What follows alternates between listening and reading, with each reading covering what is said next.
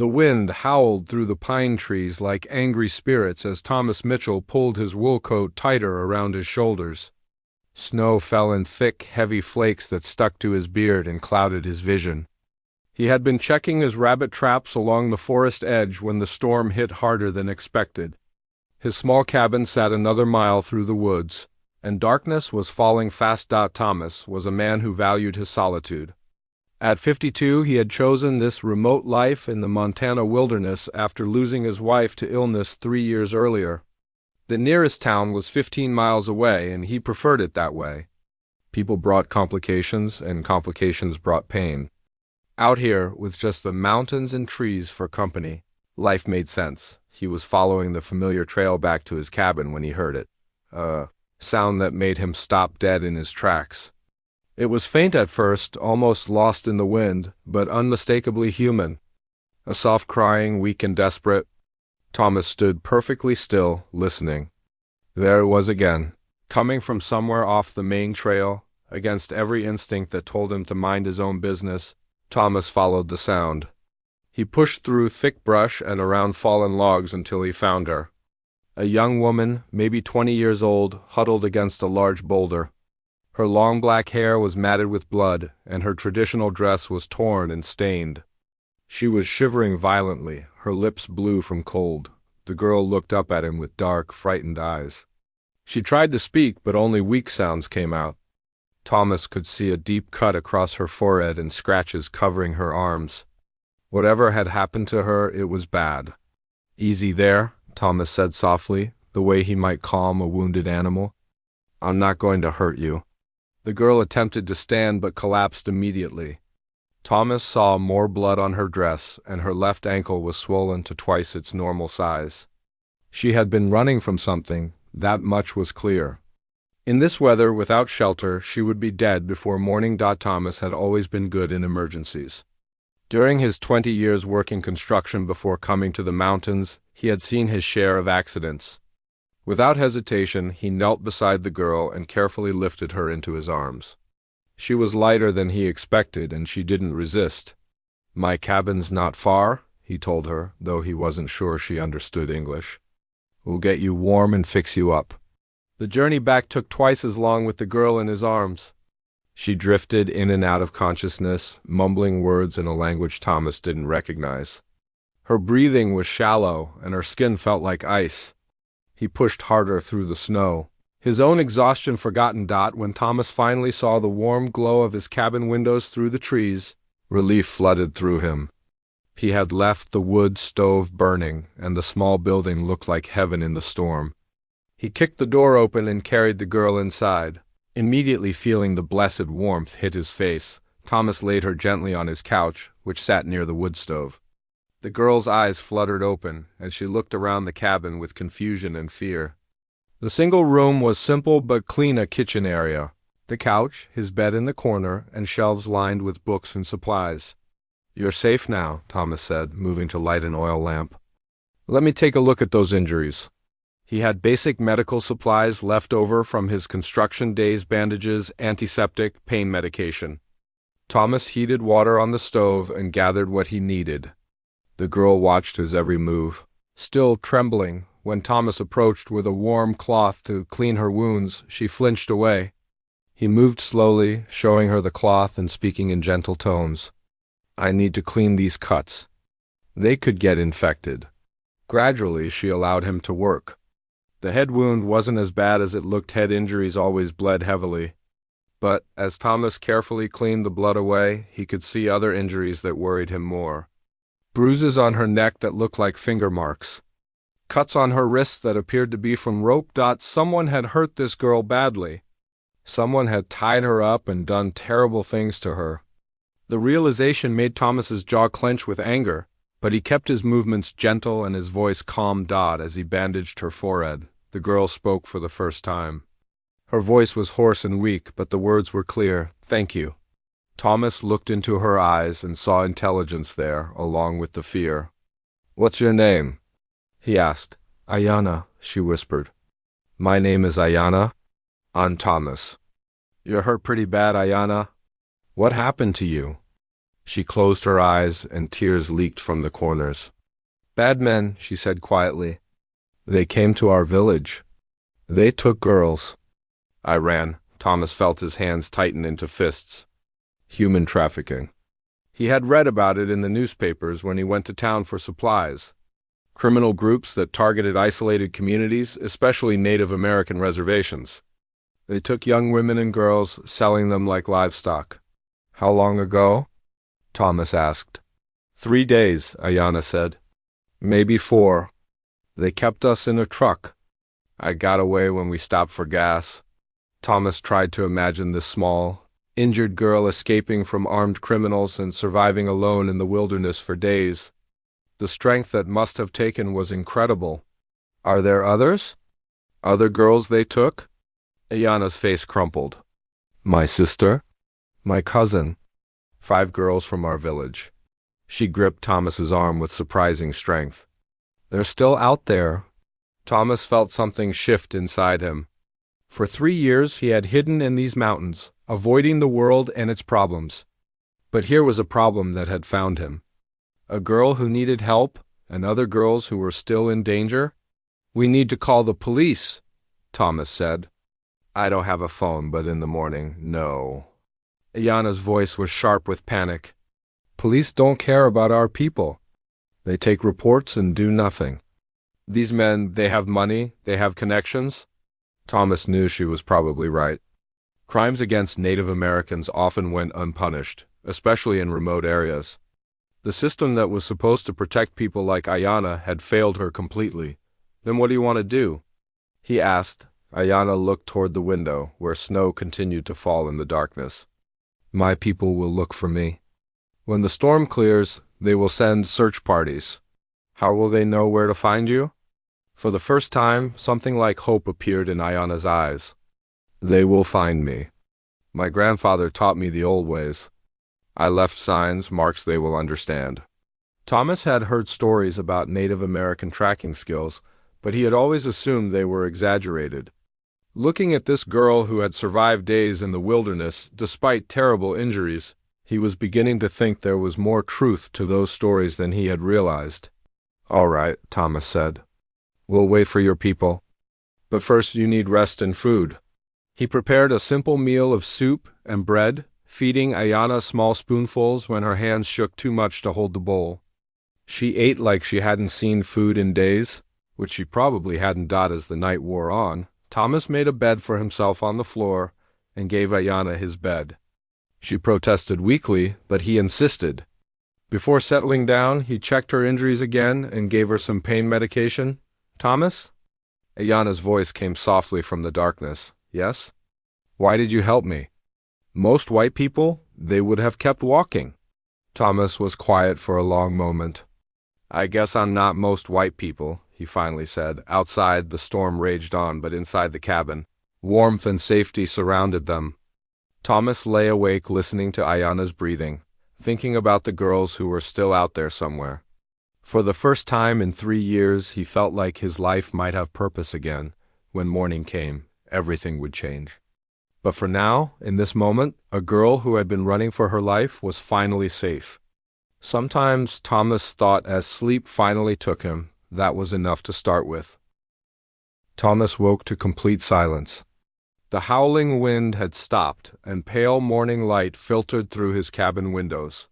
He sat up carefully, his back aching from sleeping on the wooden floor. Ayana was still asleep in his bed, her breathing steady and peaceful for the first time since he had found her, moving quietly. Thomas built up the fire and put coffee on to brew. The storm had dumped nearly 2 feet of fresh snow during the night, transforming the forest into a pristine white wilderness. He stepped outside briefly to check the weather, and immediately noticed something that made his blood run cold. Tracks in the snow. Fresh ones, multiple sets of boot prints circled his cabin, coming close to the windows before moving back into the tree line. Someone had been watching them during the night. Thomas felt his heart rate spike as he followed the tracks with his eyes. Whoever had made them was gone now, but the message was clear: they had been found. Thomas hurried back inside and gently shook Ayana awake. Her eyes snapped open immediately, alert and frightened. What is it? She whispered, reading his expression. Someone was here last night. They left tracks around the cabin. Ayana sat up quickly, wincing as her injuries protested. She moved to the window and carefully peered out through the curtains. After a moment, she relaxed slightly. Those aren't the men who took us, she said with certainty. The tracks are different. These are my people. Thomas looked at her skeptically. How can you tell? Ayana pointed to subtle details in the footprints that Thomas had missed entirely. The spacing between steps, the depth of the heel marks, the pattern of wear on the solace. My grandfather taught me to read tracks like others read books. These were made by tribal police, probably my cousin Jake and two others. She was quiet for a moment, studying the tracks more carefully. They're being cautious. They don't know who lives here or whether it's safe to approach. Thomas handed her a cup of coffee, which she accepted gratefully. So what do we do? We wait, Ayana said. They'll come back when they're ready. My people don't rush into unknown situations. As if summoned by her words, a figure emerged from the tree line.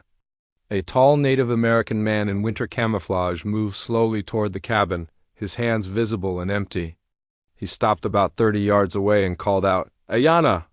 If you're in there, we've come to take you home. Ayana's face lit up with joy and relief. She tried to stand, but her injured ankle couldn't support her weight. Thomas helped her to the door. Jake! She called back. I'm here. I'm safe. The man named Jake approached the cabin more quickly now, and two other figures emerged from the forest behind him. Thomas opened the door as they reached the porch. Jake was in his 30s, with weathered features and intelligent dark eyes. He wore the uniform of tribal police, and Thomas could see the careful way he assessed the situation before stepping inside. The other two men were older, one wearing traditional clothing and the other dressed like a hunter. Ayana, Jake said softly, embracing her carefully. We've been searching for 3 days. When the storm hit, we thought... He didn't finish the sentence. I'm okay, Ayana said, though her voice trembled with emotion. This man saved my life. His name is Thomas. Jake turned to study Thomas with penetrating eyes. You're the hermit who lives up here. We've heard stories about you in town. Thomas felt uncomfortable under the scrutiny, but met Jake's gaze steadily. Stories usually get exaggerated. I just helped a girl who needed it. The older man in traditional clothing stepped forward. Despite his age, he carried himself with obvious authority. I am Joseph Running Bear, Ayana's grandfather. We owe you a debt that cannot be repaid. You don't owe me anything, Thomas said. Anyone would have done the same. Joseph's weathered face creased into a sad smile. No, Thomas Mitchell. Not anyone. We know this from painful experience. Jake's expression had grown grim. Tell us about the men who took you, Ayana. Everything you remember. Ayana recounted her story in detail while the men listened intently. She described the truck, the weapons the men carried, and most importantly, what she had overheard about their destination. They were taking us to a place called the Red Lodge, she said. It's supposed to look like a hunting lodge, but it's where they keep girls before moving them somewhere else. I heard them talking about buyers coming from the city. The third man, who had been silent until now, spoke up. I know that place. It's about 40 miles north of here, off the old logging road. Been abandoned for years, but someone's been using it recently. Jake looked at his companions. We need to contact the FBI. This is bigger than what tribal police can handle alone. The FBI won't move fast enough, Joseph said quietly. By the time they organize a task force and get warrants, those girls will be gone forever. Thomas found himself speaking before he realized it. What if he didn't wait for official help? Everyone turned to look at him. Jake's eyes narrowed. What are you suggesting? I'm suggesting that sometimes the right thing isn't the legal thing, Thomas said carefully. Those girls are running out of time. Joseph studied Thomas with new interest. You would help us? Even though this isn't your fight? Thomas looked at Ayana, remembering the terror in her eyes when he found her, the rope marks on her wrists, the story of her sister and cousins still in captivity. It became my fight the moment I carried her out of that storm. Jake was shaking his head. This isn't some movie, old man. These are dangerous criminals with military weapons. People could get killed. People are already getting killed, Thomas replied. Those girls might not survive another day. The hunting-dressed man, who introduced himself as Frank Two Hawks, spread a hand-drawn map on Thomas's table. I've been watching the Red Lodge for 2 weeks, tracking the men who've been using it. There are usually 4 to 6 of them there at any time. They rotate shifts. You've been watching them? Jake asked sharply. Why didn't you report this? Frank's face was grim. I reported it. Filed 3 separate reports with county sheriff, state police, and FBI. Know what happened? Nothing. They said they needed more evidence, more proof. Meanwhile, girls keep disappearing. Joseph placed a gnarled hand on the map. Frank has been tracking these men since his own granddaughter vanished 6 months ago. The authorities have done nothing. Thomas felt a familiar anger building in his chest. The same helpless rage he had felt when his wife died and the doctors told him there was nothing more they could do. Sometimes the system failed people when they needed it most. What's the plan? Thomas asked. Jake looked at him in surprise. There is no plan. We're taking Ayanna home and calling the FBI. The FBI will take days to act, Frank said. I've seen the vehicles coming and going from Red Lodge. Tonight there's supposed to be a pickup. If we're going to save these girls, it has to be now. Ayanna struggled to stand, her face pale but determined. My sister Maya is only 17. My cousin Sarah just turned 16. They're not just statistics, they're family. Thomas made a decision that surprised even himself. For 3 years he had avoided involvement in anything beyond his own survival. But looking at these people, seeing their pain and frustration with a system that had abandoned them, he felt something he hadn't experienced since his wife's death: purpose. I have supplies, Thomas said quietly. Military surplus gear from my construction days? And I know these mountains better than anyone. Joseph's eyes glittered with something that might have been approval. The old ways and the new ways working together. Jake was still protesting, but Thomas could see he was wavering. The weight of responsibility for the missing girls was crushing him. Look, Thomas said, I'm not talking about a gunfight. I'm talking about reconnaissance, intelligence gathering. Maybe a way to help the girls escape before any buyers show up. Frank nodded eagerly. That could work. The security isn't that tight. They're overconfident because they think they're untouchable. Ayanna grabbed Thomas's arm. You would really do this? Risk your life for girls you've never met? Thomas thought about his wife, about the promises he had made to himself to stay uninvolved, about the quiet life he had built in these mountains. Then he thought about 5 terrified girls waiting in the darkness for rescue that might never come. Sometimes life gives you a choice, Thomas said. You can walk away and be safe, or you can step up and do what's right. I've been walking away for 3 years. Maybe it's time to step up. Outside, the morning sun climbed higher, melting yesterday's storm clouds into clear blue sky. In a few hours, if they acted, everything would change forever. But for the first time since finding Ayanna in the snow, Thomas felt like they had a real chance to save the others. The question was whether they could reach them in time. By afternoon, Thomas's cabin had been transformed into a military planning center.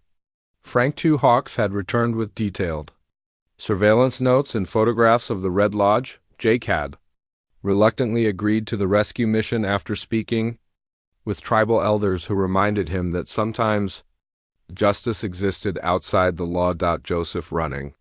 Bear sat quietly in the corner, working on something with his weathered hands. Thomas was surprised to see the old man weaving together strips of leather and what looked like small bones and feathers. What's that for? Thomas asked. Joseph looked up with a slight smile. Protection. The old ways still have power, even in modern times. Thomas wasn't sure what to think about that, but he had learned to respect things he didn't understand. He focused on checking his gear winter camouflage clothing, night vision goggles from his construction security days, rope, first aid supplies, and emergency flares. Frank spread his surveillance photos across the table. The lodge sits in a clearing surrounded by dense forest. There's only one road in, but multiple hiking trails. I've counted 6 men total, but they work in shifts. During the day, usually 2 or 3 are awake while others sleep. What about weapons? Jake asked. Handguns for sure, at least one rifle. But they're not expecting trouble. They think they're completely isolated. Ayana, despite her injuries, insisted on helping with the planning. I know the inside layout. They kept us in the basement. There are 2 rooms down there, each with steel doors.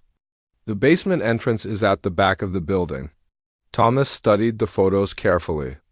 The Red Lodge looked exactly like what it claimed to be, an old hunting lodge with log walls, a stone chimney, and a wraparound porch. Perfect camouflage for illegal activities. Here's what I think, Thomas said, pointing to the aerial photo Frank had somehow obtained. We approach from the north through the tree line. Frank and Jake created distraction at the front of the building while I circle around to the basement entrance. I'm coming with you, Jake said immediately. No, you're needed up front. This works better with each team focused on their job. Joseph stood up, holding the leather creation he had been working on. It looked like some kind of amulet or charm. Thomas will not go alone. Everyone looked at the elderly man in surprise. Grandfather, Jake protested. You can't. I have been walking these mountains for 70 years, Joseph said calmly.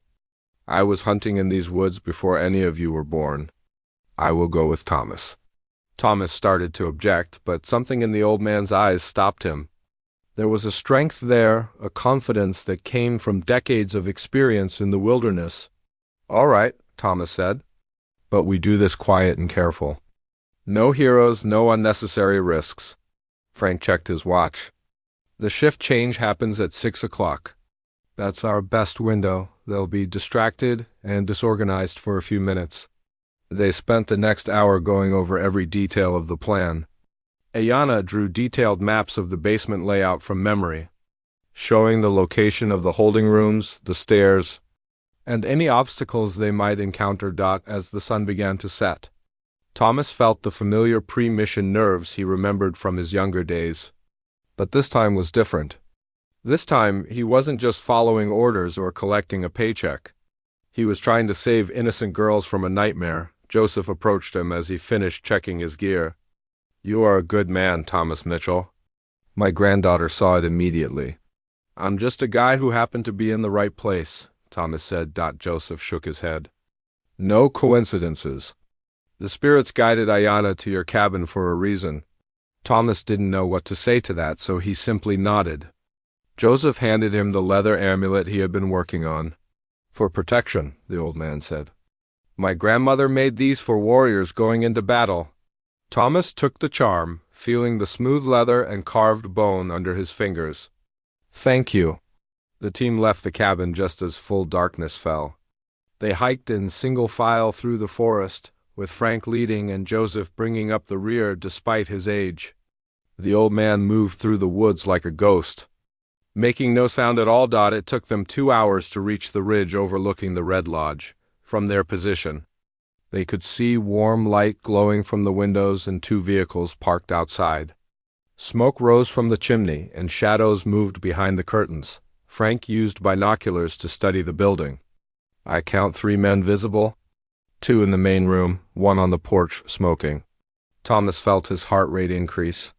Somewhere in that building, 5 terrified girls were waiting for rescue that they probably didn't believe would ever come. Remember the plan, Jake whispered. Frank and I create noise at the front. You and Joseph have exactly 10 minutes to get the girls out before we extract. Thomas nodded, checking his watch. Give us 20 minutes to get into position. He and Joseph moved carefully down the backside of the ridge, staying within the tree line. The old man's knowledge of the terrain was incredible. He seemed to know exactly where to step to avoid breaking branches or sliding on loose rocks when they reached the back of the lodge. Thomas could see the basement entrance Ayana had described. A set of concrete steps led down to a heavy wooden door. Light leaked out around the edges, and Thomas could hear faint sounds from inside. Joseph touched his arm and pointed to his ear. Thomas listened carefully and heard what the old man had detected: the sound of crying. Quiet, desperate sobbing that made his jaw clench with anger. They waited in position as planned. At exactly 6 o'clock, Frank and Jake began their distraction. It started as the sound of breaking glass from the front of the building, followed by shouting voices. "What the hell was that? Go check it out." "Probably just some drunk hunter. I'll handle it." Thomas heard heavy footsteps moving around inside the lodge as the men responded to the disturbance. This was their chance. He and Joseph crept down the concrete steps to the basement door.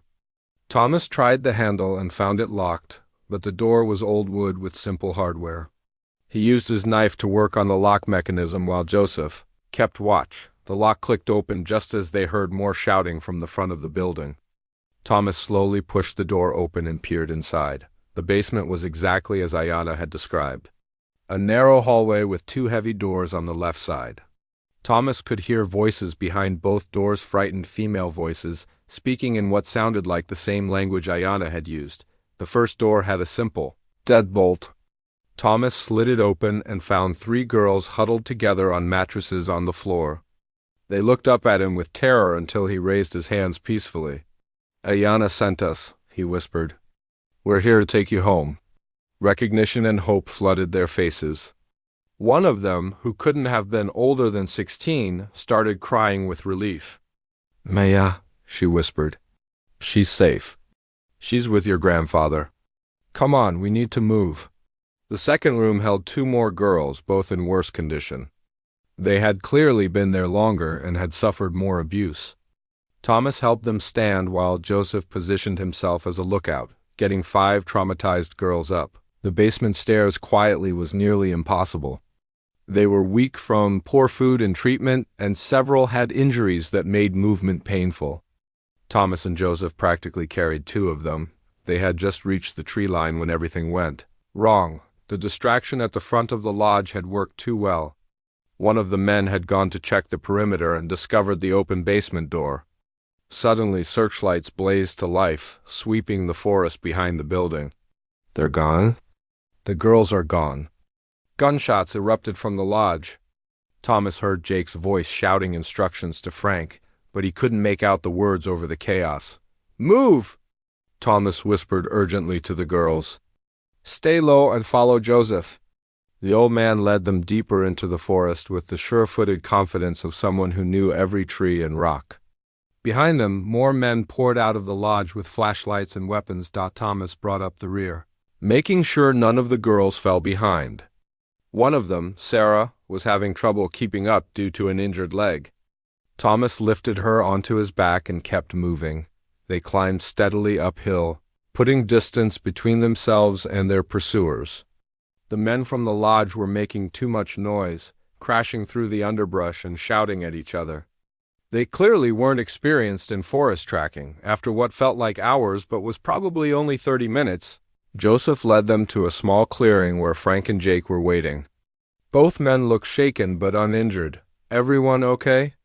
Jake asked breathlessly. Thomas did a quick head count. 5 girls, all present and moving under their own power. "We're good, but they'll keep searching." Frank pointed north through the trees. "There's an old logging road 2 miles that way. I've got vehicles waiting." They pushed on through the darkness. The girls were exhausted and frightened, but they kept moving with the determination of people who knew their lives depended on it. Joseph continued to guide them through terrain that seemed impossible to navigate in the dark. When they finally reached the logging road, Thomas saw 3 pickup trucks waiting with engines running. Several more tribal police officers were there, along with what looked like family members.